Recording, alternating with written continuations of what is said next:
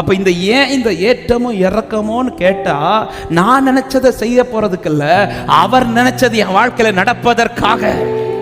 ஆமென். ஒன்னு கன்ஃபார்ம் எனக்கு தெரியும், ஆமா, இந்த ஸ்தானம் நான் எதிர்பார்த்ததோட மேல, நான் எதிர்பார்த்ததோட மேலானது.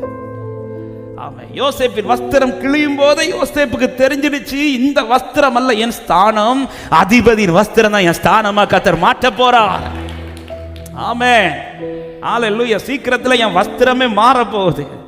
அதுக்கு முன்னாடி இந்த வஸ்திரம் அவன் கிடைக்கிறதுக்கு முன், அதிபதியின் வஸ்திரம் கிடைக்கிறதுக்கு முன்பாக ஃபர்ஸ்ட் என்ன பண்றார்னா, தகப்பனை கொண்டு பலவர் அங்கே கொடுக்கிறார், மலையில ஏற வைக்கிறார். ஏற வச்சவர் அடுத்து என்ன பண்றாரு, இறக்குறார் குழிக்குள்ள இறக்கும் போது என்ன செஞ்சாங்க, வஸ்திரத்தை. என்ன ஆண்டவரை, நேத்தைக்கு நல்லா தானே இருந்துச்சு.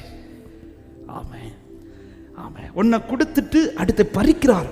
புரியல யோசேப்புக்கு, ஆனா வசனம் இருந்ததுனால, சத்தம் இருந்ததுனால, அதனாலதான் பைபிள் சொல்லுகிறது, அவருடைய வார்த்தை நிறைவேறும் அளவும் அவருடைய வசனம் அவனை, அந்த வசனத்துக்கு மேல தன் இருதயத்தை சாச்சதுனால குழியில கடக்கிறவனுக்கு தெரிஞ்சிருச்சு, இதை தாண்டி எனக்கு ஒரு மேலான வஸ்திரத்தை கர்த்தர் ஆயத்தம் பண்ணி வச்சிருக்கிறார்.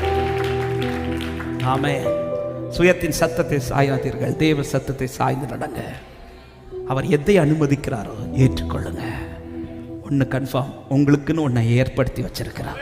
எத்தனை பேர் நம்பர், எனக்காக ஒரு இடம் ஆயத்தமா இருக்குன்னு சொல்றோம். எனக்குன்னு ஒரு பிளேஸை கர்த்தர் ஆயத்தம் பண்ணி வச்சு, எனக்கு ஒரு ஸ்தானத்தை கர்த்தர் ஆயத்தம் பண்ணி வச்சிருக்கிறார்.